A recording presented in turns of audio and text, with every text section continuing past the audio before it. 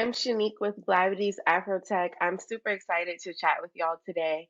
I actually just want to jump straight in. Like, we're talking all things cannabis today, right? And it's kind of a taboo, or it's going away from being a taboo subject. And so, Jesse, I want to know, as the founder of this amazing company, Peakz, tell me a little bit about your journey into cannabis or the cannabis industry as a whole. Definitely. So I originally began at high school. I went to Skyline High School in Oakland. So we kind of located on a hill. So I knew like once you get on that hill, you can't really get down. So people needed their cannabis. So I was the school cannabis guy. I used to wear this big blue jacket. So when I wore that, everybody know I had it on me. People would come. Me and my best friend Damo would just be supplying the school. I used to get in a lot of trouble, but I was loved. So, I never really got like real trouble, but they used to always tell me, like, oh, this is going to affect your life. You got to stop doing this, blase, blase. So I always really had a deep love for cannabis. My dad was a grower, so I was always around the plant from an early age. So um, fast forward, I think I was 25 when I first heard about that cannabis probably was going legal, and Oakland already has something that they were going to try to do called the social equity program that would be able to bring people in like me. So as soon as I seen the regulations and what I needed, I immediately applied, and I was one of the first people accepted into any social equity um, program ever. And I was around, I believe I was 26 years old. So since 26 to 30, I've just been in this game. I love that. And it's so funny how the tables turn, right? Like you said, like getting in trouble back in the day to like now it's high in demand and it's a hot commodity. And that kind of like just segues into my question for you, Tiffany. So, with your work at the parent company, can you talk a little bit about, Jesse mentioned getting in trouble. Can you talk about how things like the social equity fund is changing like the effect that that war on drugs had on the black community? Right. So Jesse started out with state and local government funds, but where do you go after that? That is a great start, but there's a lack of access to capital. We can't go to banks in the cannabis industry or traditional lending institutions. We can't get SBA loans. So where do you go? So this is the answer: social equity funds. Social equity funds such as SEV at the parent company adds in that much filled gap of providing access to black and brown entrepreneurs such as Jesse when they get that seed money from their local social equity programs. We allow them and give them the capital and resources to succeed after that. Yeah, and with you, Jesse, with your company Peaks, tell me how did you get started and like what made you like jump off the porch with Peaks? Like this is my company, this is what I want to do, and how did that work? So it was very interesting. My first year was very, very interesting. Um, I got all my stuff by myself, so I wasn't a lawyer. Usually, big companies they'll have a lawyer do all their paperwork, so they could get accepted in the city and state. So I had to do all that myself. I probably read the regulations 10 times so I could know everything. I wanted to be very educated, and I wanted to make sure I was able to do it myself because I didn't have the capital to go to a lawyer. And at that time, truly, lawyers didn't know what they was doing as much as I didn't because it was so new. So from there, I got approved, and I did. Now I'm approved. I have a license, but I don't have money. Um, Through the blessing of the gift of gab, I met this guy named Fausto who introduced me to Falcon Falcon Distribution. The owner name is Jay, and me and him had a long conversation. I just let him know, like, man, I don't have funds, but if you could give me something on consignment, I know I could get you the money back. And luckily, at that time, he trusted me, and I was able to get my foot in the door with that. And I was able to start off. And then once I got it, I was having trouble selling. So I ended up doing the Walmart model, pricing my stuff really low, making giving people like, okay, well, my stuff priced low, you could at least give me a chance in your store and see what I do. And from there, all my friends and followers were really supportive, and it just took off from there. How did you come up with the name Peaks? Oh, I was trying to think of things that were like synonymous with kind of being high or being elevated. And so I went through a thesaurus and I put in high, and peak was one of them. And then I was like, let me throw a Z on here for the culture. I love it. I love it. And speaking of the culture, Tiffany, how is the parent company committed to just making sure that the cannabis industry is an inclusive place for people that look like us? Right. So with TPCO, it starts from the top down. And Troy, our CEO, is the first African American of a publicly traded cannabis company, and he's very involved in making sure that SEV has a voice at every table, and that we're not just talking, but we're putting our money where our mouth is and our time. So not only are we providing investment funds, but the resources to help scale. A lot of times you're working with social equity, they don't know what they don't know. So we're coming in providing not only the capital, but the guidance, the mentorship, the leadership, the marketing connections. There's nothing within our power that we won't do for our social equity entrepreneurs, because we want to see them succeed. And this is just the beginning. We have a lot of plans in the works to give back. We're a part of the community, like success centers in the Bay Area, offering workshops. We have our nonprofit plan rolling out in the next 6 weeks or so. So look out for that.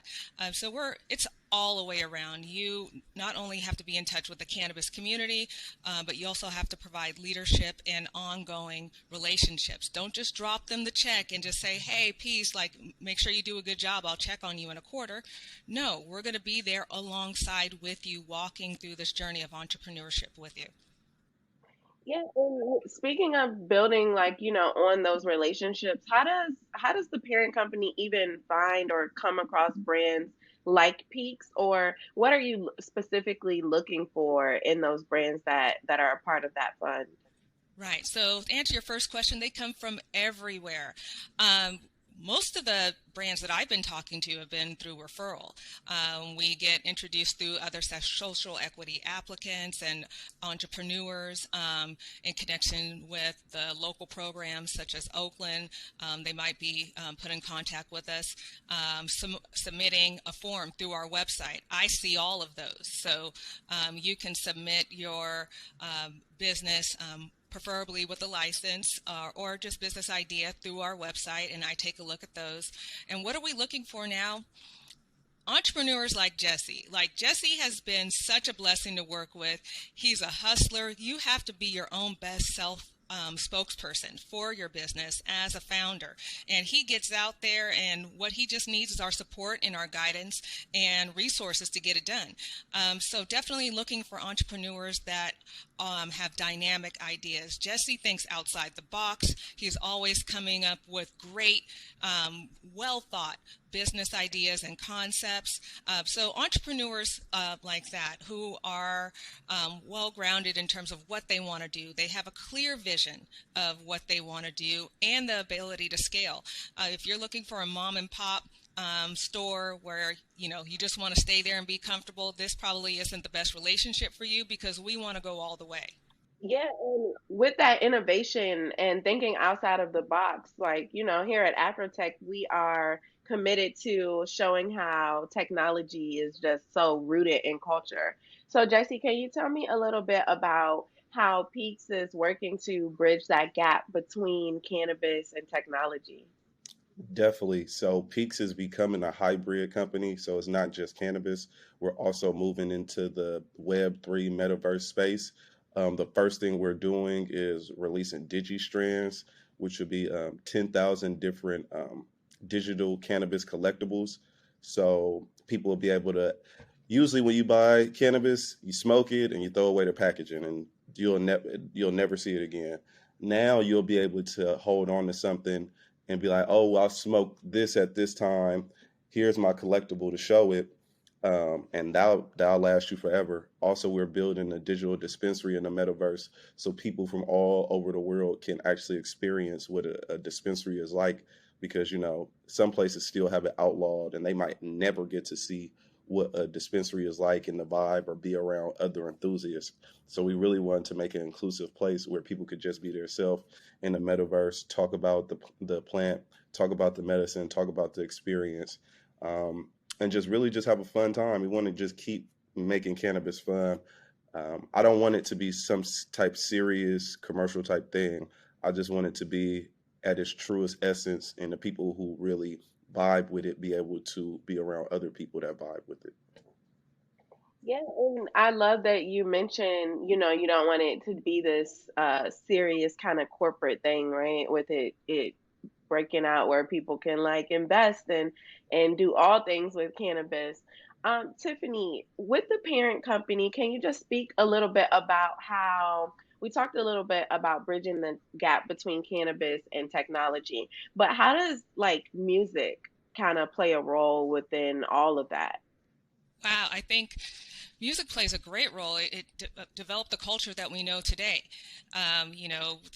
Music is a part of our everyday life, especially black and brown folks. We wake up listening to music. You know, it's time to wake up on Saturday morning, or when your mom is playing the music too loud, waiting for you to wake up. So cannabis is very involved. Whatever we like or we don't like ends up in our music. Whatever we're feeling, whatever we're vibing to is in our music. And the connection is so strong because it's who we are. Just like cannabis out here in California, and especially in the Bay Area, we talk about it, they rap about it, write love songs to it. It's ingrained in our culture. So the crossover has always been there. Now we're getting a chance to really dip into some new sides of cannabis that you've never seen and intertwine music with that. Yeah, and that's like growing up, never like not realizing the song Mary Jane was about Right, cannabis. right, Definitely. right. And it's like I get it though. Like I feel how you feel. Like now that I'm older and can consume, it's like I definitely understand. And speaking of like just the music industry, Jesse, you guys are collaborating with some heavy hitters in the industry for this new initiative.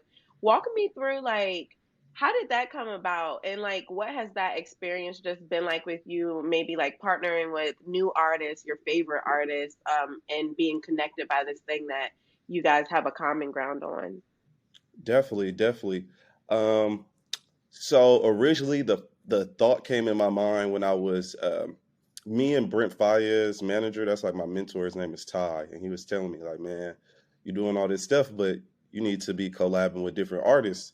Um, so that kind of put that like seed in my brain.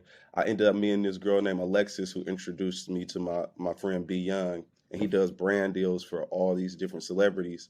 So from there, he was like, "Man, I got these people who really would love to start their own cannabis strand. Can I link you?" So first, he linked me with Ruby Rose, Nudie, Trina. So we got multiple people that we're currently working on their strands that we will be releasing early this first quarter. And I love it because when I get to talk to them, it's a mutual respect. So I'm coming kind of like as a fan, and they kind of like, "Nah, I'm a fan of what you doing."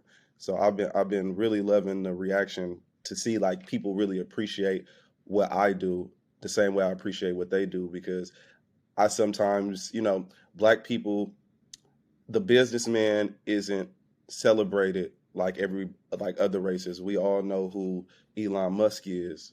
We all know who Jeff Bezos is, but go in a room full of black people and ask them who the richest black man in America, 9 times out of 10 they couldn't tell you is Robert F. Smith or who he is or what he does. The only time he really got that recognition was when he was paying off people's student debt. So I'm trying to be the guy who can make being a CEO cool, make being a business person cool, just like rappers and athletes, because I just want the black businessman and woman to get their dues.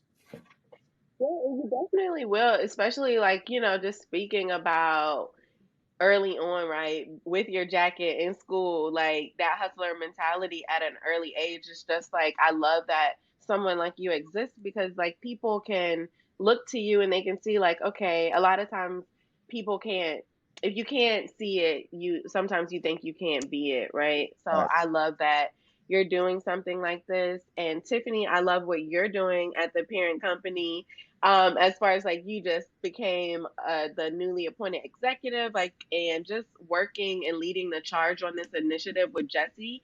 Tell me just like what is for you now that you're in this role or in this position, what does success look like you now? What does success look like for you now? Now, okay, so definitely rolling out our nonprofit portion, we're going to be focusing on social justice because we have to remember there are many of our brothers and sisters who are still incarcerated. So we definitely we got to work, we got to get them out, we got to do something. We can't stand silent. And I would love for all the other big companies that are in the cannabis industry to come talk to me, come holler at me. Let's get our brothers and sisters out of jail. So getting folks out of jail, that looks like success. Building very important, robust, sustainable, scaling businesses on behalf of Black and brown entrepreneurs. That's what success looks like. Having them be able to mentor and go back out to our communities and invest in the communities that help drive their initial growth and sustaining growth. That's what success looks like. So for me, making these investments and saying good job, Tiffany, from the companies that we're investing in, that's what I love to hear, because what I love about this position is we're not just funding businesses, we're funding dreams and visions and generational wealth. And I love how they come up with these great ideas, and I just work with them to make it happen. They're really doing the hard part. So it's just a blessing to be in this position and be able to give back to all those that I've seen grow within the social equity space. And now the potential is limitless. It's like the sky truly is the limit when it comes to just the culture and cannabis. And lastly, from you, Jesse, I just want to know, like, with your company, I just love how it's still rooted in us. How will you ensure that, like, you never like get away from the fact that, like, how do I put it? Like, cannabis is a part of all our culture, right? And now that it's being legalized, now that it's going on the market, how can we ensure that it doesn't fall out of our hands and just into the like rich white men's hands? I think just representation, just me trying to continue to pull people that I know are very interested in the space and could do well.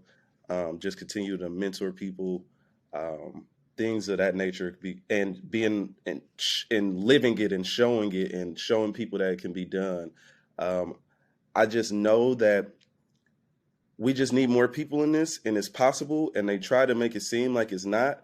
So my goal is to continue being successful, and I think as we grow, more and more people will see what we're doing and they will try their hand in it too. And then now we got SEV where they can go to, if once they reach that point, they can go to there and get some funding. We have city and states that's giving different fundings out, so there's way more potential for you to get some money so you could start than it was when I was originally starting. Yeah, I love that. I love that. And just lastly, to wrap things up with you, Tiffany, what does, in your opinion, just overall a more inclusive cannabis industry look like to you? That more inclusive, definitely. We need, I mean, right now you go into any cannabis function and it's pretty, I mean, it's as diverse as the country music awards. It's Yeah. there's you don't see anybody. I've oftentimes gone to events where I was the only African American there. That has to change. Bringing in people from the top to the top, hiring Black executives, Black interns, going out into the community and reaching out, like more Black entrepreneurs. Definitely, let's get that money out there. We're buying it, we're consuming it. Let's keep that money within our communities. So that's what diversity looks like to me, more representative of our culture. Well, how can like we as just a society or a culture like really help move the needle on that? Like, how can we encourage people who have might be like Jesse and started being businessmen in the if you businessmen in the cannabis industry at an early age, but they don't want to go corporate or they're nervous. They they don't trust it. How can we make sure and encourage people? To encourage people, the distrust comes from, I think, of lack of knowledge. Many people are starting out not knowing what they're doing and feeling that, they're going to be taken advantage of. So arm yourself with the most important weapon you can go into with business is knowledge. Do your research. Check local city pages for available funds. You can start off by yourself. Just go in and research what you're doing to the best of your ability. Don't let perfect stand in the way of good enough, right? Get started. started and don't put it off. Write out a business plan and go in armed with everything that you need. I see many entrepreneurs coming with an idea. I'm like, well, where's your business plan? It's up here. No, you can't keep it up here. Put it down on paper. Run it by someone who you respect in business, even if it might be outside the industry. They can give you some pertinent feedback that will structure things and point out things that you may have been unaware of. But just go out and talk to as many people as you can and do your research online. There's a lot of material and resources available online to help educate everyone on what to do to get started. But first and foremost, arm yourself with the knowledge to be successful. Number two, check out what resources are available in your local area. Well, thank you guys so much. This was just great. And, I appreciate and I just really respect what you guys are doing, and all news, all great things happening. Make sure to just let us know, because we love, like, we've been sharing stories about the parent company's journey, right? Like, in this past last year, you guys just had a big year. And so we want to continue to just be that place where these stories can live, and just encourage others that this is our culture, and everybody can have a piece of the pie. So thank you. Thank you Thank so you. much.